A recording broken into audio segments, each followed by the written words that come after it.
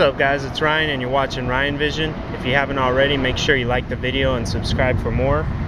Today I'm doing something a little different. If you've been following me for a while or subscribing to me for a while, every once in a while I mix up Instagram and YouTube. Anyways, if you've been keeping up with the videos for a while, a long time ago I did a Jeep Karma video, basically where I was just telling you a story about how I was in this Jeep, had a little breakdown, was on the side of the road, a random stranger helped me out and actually took me to the store to get some stuff that I needed and brought me back to my Jeep, and I was really grateful. So I made a video and just told that story real quick to kind of encourage other people that there's still good people out there in this world and that you should help someone when you have a chance. So the reason I'm doing this video is because I'm really happy to say I was finally able to pay someone back big time with some Jeep Karma just yesterday. So basically I had just gotten my wheels on. These are new wheels you're looking at. Just got these on yesterday after work, and went home, unloaded my old wheels, you know, cleaned out the back and everything, and then I was coming over to where I'm at right now to take some photos. And you know, it's still work traffic time. Traffic's backed up, and I'm up north in California, Rockland, California, and there's an intersection on Sunset Boulevard and Blue Oaks that has a single left-hand turn lane, and it's probably the most used left-hand turn lane in Rockland. It's a very, very busy intersection, and I noticed that the traffic was just way more backed up than usual. So I go around the traffic and, you know, pull up, and there's this four-door Ford pickup truck with a car behind it, and they all had their hazards on, and I was thinking, oh, it's an accident. But then I realized that, you know, the Ford truck had the hood up. Let's see what's going on, because there's nothing in front of him. So I pulled in front of him. He was basically in like the second spot back, so there might have been a car in front of him, and when the light turned green, that car went, and there he sat and blocked all the rest of the traffic.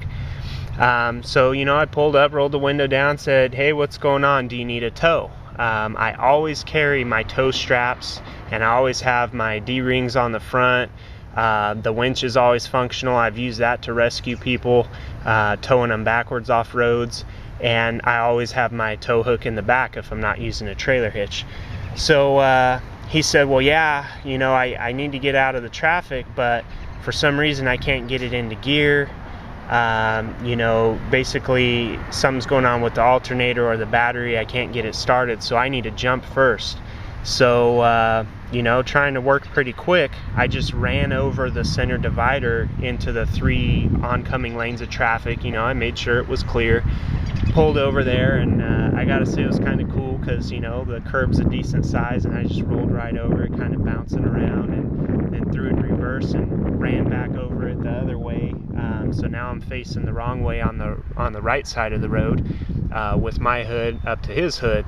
And so it took a minute. We got him jump started, and then it was running real rough, and it was going to shut off again. But I told him, you know, just make sure you get in neutral. As long as you're in neutral, you're good. So he said, yeah, I'm in neutral. So, you know, while all this is going on, we're in the middle of the road, cars are getting pissed off, you know, people are just impatient and get frustrated when there's no reason to, you know, just be patient. It's going to take us a couple minutes. We're doing what we can to get out of your way. Anyways, this guy's trying to hand me something, and I grabbed it because we're just, you know, working on the trucks, getting shit going. And then I realized it was a rolled up $20 bill, and I'm like, nah, man, no, it's cool. You know, people have helped me. I'm willing to help you out. So I give him the 20 bucks back. So anyways, now it's in neutral, and I flip my rig back around, just run over the center divider again, get turned back around, and then back up to him and get my tow strap out. Well, I couldn't believe it. You know, this Ford truck had no tow hooks on the front of it. At least I didn't find any. So the owner of the truck actually crawled underneath it, and I just told him to run the strap through the cross member back by the transmission, and then, you know, bring it all the way back forward, and we'll put the 2 end loops together over my tow hook, because the strap's plenty long, and it's a 20,000 pound Pro Comp strap, so no problems there. So that's what he did. He crawled under there, got it looped through, brought it back, we hooked it on my hook, and then away we went. And so initially he told me just, you know, go through the light and there's like a bus stop right there, just pull me over there and we'll get it figured out. So I get him pulled over, and then he's yelling out his window and going, hey man, you know, I just live up the road a little bit, for 20 bucks you want to tow me home. I said, don't worry about the 20 bucks, man, I'll tow you home. So he's trying to give me directions, you know, and I'm like, just honk at me when we need to turn right.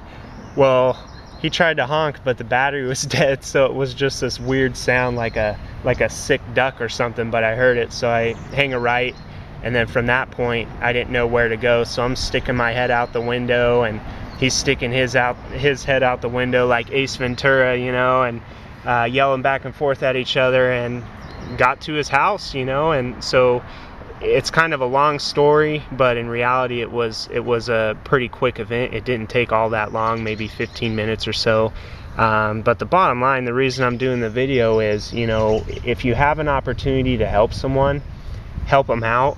And I think it's going to come around and you know, pay you back. It's all about the Jeep karma.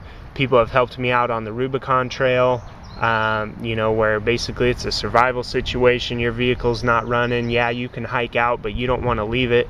And people are willing to help you. They'll tow you. They'll give you parts. They'll weld. You know, if they have a welder hooked to their vehicle, they're willing to do so much for you. And I don't see why, if people are that nice on the Rubicon Trail, that we can't be that nice all the time. Just, you know, out in traffic, out in the city streets, you see someone in trouble, if you can help them, stop and take 5, 10, maybe 15 minutes and help them. You know, you save them so much trouble, save them tons of money. They probably would have had to call a tow truck and everything else.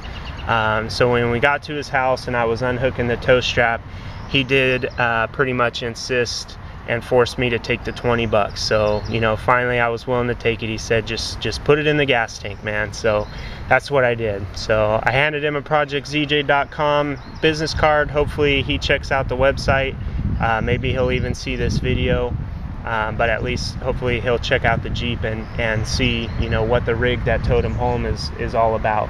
So again, guys, let's just make the world a better place. If you can help someone, help them out. Chances are, if you do, somebody's going to eventually help you out in return. So check out ProjectZJ.com, like the video, and subscribe for more. See you guys.